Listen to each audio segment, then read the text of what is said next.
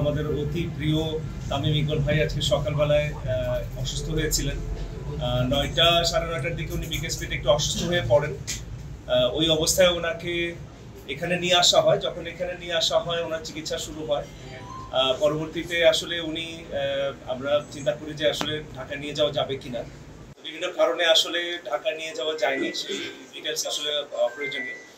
পরবর্তীতে ওনার অবস্থাটা বেশ ক্রিটিক্যাল হয়ে যায়। এই ক্রিটিক্যাল কন্ডিশনে আমাদের কাছে আবার আসেন এবং ওনার ওই ক্রিটিক্যাল কন্ডিশন থেকে যতগুলো চিকিৎসা প্রয়োজন সবকিছু করা হয়েছে এবং আল্লাহর রহমতে যে কন্ডিশনটা আসলে অনুকূলে আছে এবং ওনাকে একটা আমরা বলি যে ওনার একটা হার্ট অ্যাটাক হয়েছে। এইটার জন্য একটা এনজিওপ্লাস্টি এবং একটা স্টেন্ট করা হয়েছে।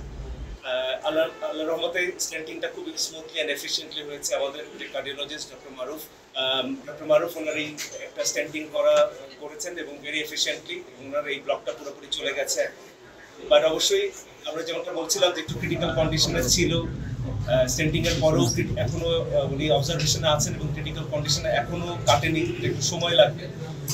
আর আমরা সবাই ওনার জন্য প্রাণপণ চেষ্টা করছি এবং আপনারা সবাই দোয়া করবেন আমাদের প্রিয় তামিম ভাই যেন আবার আমাদের মাঝে সুস্থ হয়ে ফিরে আসে এবং আবার খেলাধুলায় জয়েন করে। আপনাদের সবাইকে ধন্যবাদ। রাজীব এখানে মেডিকেল ডিরেক্টর হিসেবে আছি। আমাদের রেসপেক্টেড সিও স্যার মোহাম্মদ তৌফিক বিন ইসমাইল স্যার আমাদের হেড অফ দ্য ইনস্টিটিউট। আমার পাশে আছেন ডক্টর মনিরুজ্জামান মারুফ, উনি আমাদের এখানকার কার্ডিওলজিস্ট এবং চিকিৎসাটা অ্যাকচুয়ালি এই স্টেন্টিংটা স্যারই করেছেন। আর পুরো টিমটাই আসলে অ্যাক্টিভ ছিল, ইমার্জেন্সি টিম থেকেও একেবারে ক্যাথল্যাব পর্যন্ত আমাদের কোনো সময় ক্ষেপণ হয়নি। যেখানে যতটুকু করার প্রয়োজন ছিল আল্লাহর রহমতে আমরা করতে পেরেছি। আমরা হোপফুল যে উনি আসলে ভালো হয়ে আমাদের মাঝে আবার ফিরে আসবেন। আমরা সবাই এবং প্রত্যেকটা স্টেপে আমার কাছে মনে হয়েছে যে আমরা সঠিক সিদ্ধান্ত নেওয়া হয়েছে। এই জিনিসটাই সবচেয়ে ইম্পর্টেন্ট ছিল যে সঠিক সিদ্ধান্তগুলো প্রতিটা স্টেপে নেওয়া হয়েছে। আর একটু কথা না বললেই সময় উপর যেভাবে ওনাকে নিয়ে আসা হয়েছে এবং ওনাদের ডাক্তাররা ওখানে উপস্থিত আছেন, আমি আন্তরিকভাবে ধন্যবাদ জানাই যে ওনারা সঠিক সময় সঠিক ডিসিশনটা নিয়েছেন।